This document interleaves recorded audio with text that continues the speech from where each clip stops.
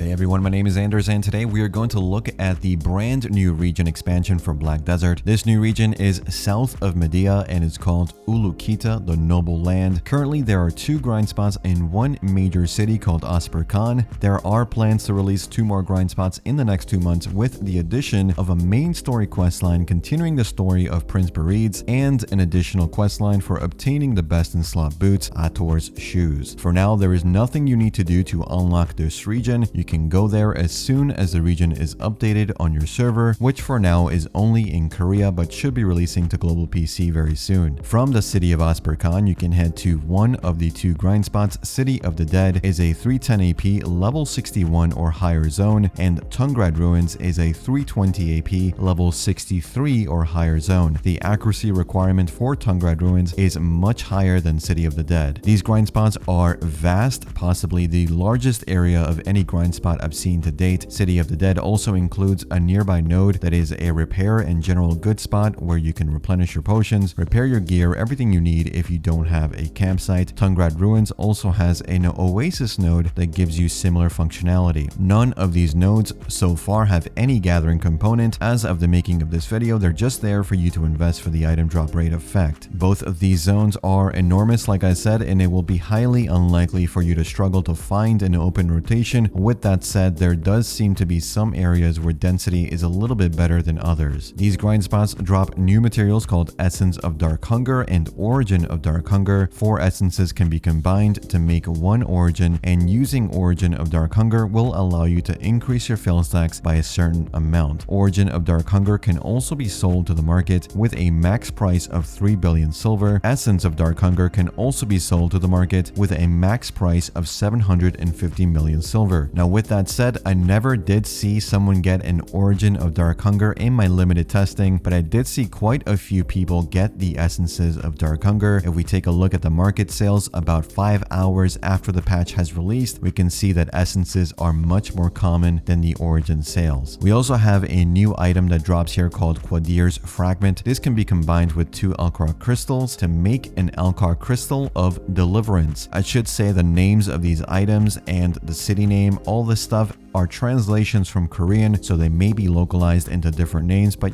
I think you get the idea. To make this new crystals, like I said, you'll need 2 Elkarr Crystals, this Quadir Fragment, 50 magical shards, and 100 magical lightstone crystals. The new Elkarr Crystal gives you 20 accuracy instead of 12. Ignore resist remains at 10%. It can also be sold to the market with a max price of 1 billion silver. These areas also dropped the new treasure item Lafi's Telescope. This allows you to teleport yourself to your friend or guild member. You can obtain one of these pieces by exchanging 3 Vodkin Compass pieces, but that piece also drops from both these areas. Each area will also have a unique piece that drops from there, so you will need to grind both City of the Dead and Tungrad Ruins to get this new treasure item. Trash loot at these areas are around 33,000 silver each, and they both have unique mechanics that help you clear faster. I'm about 100 gear score below the recommended gear to grind here, so I'm not able to show you proper grind rotations till this releases on global servers, but I do want to show you the main mechanics that I talked about in City of the Dead. You'll see that each pack of monsters has a wizard looking guy with a staff. He will cast certain abilities, and if you CC him when he is in mid cast animation, he will get knocked down, and every monster around him will also get knocked down. He will receive a buff and be able to deal massive damage and down attacks. In Tungrad Ruins, we have a similar mechanic. There will be 1 mage monster who is the only one who can be CC'd.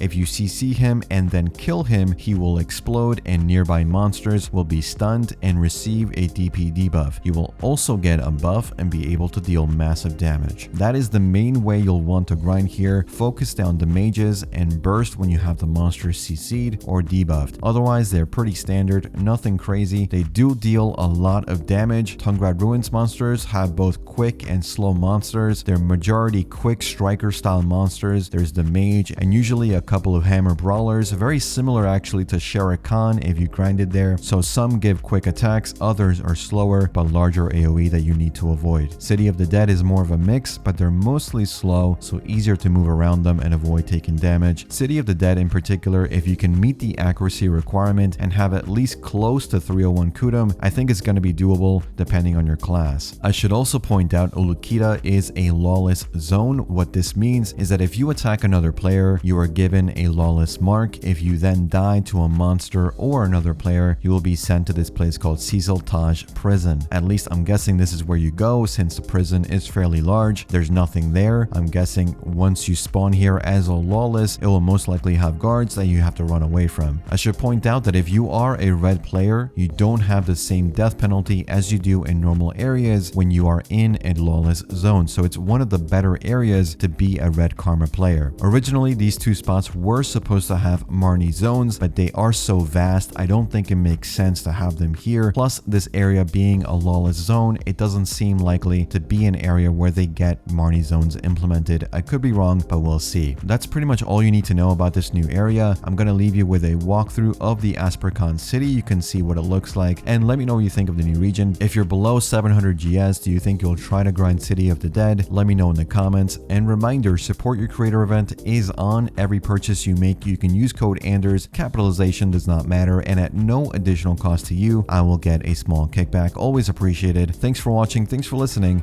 I'll see you all in the next one. Take care.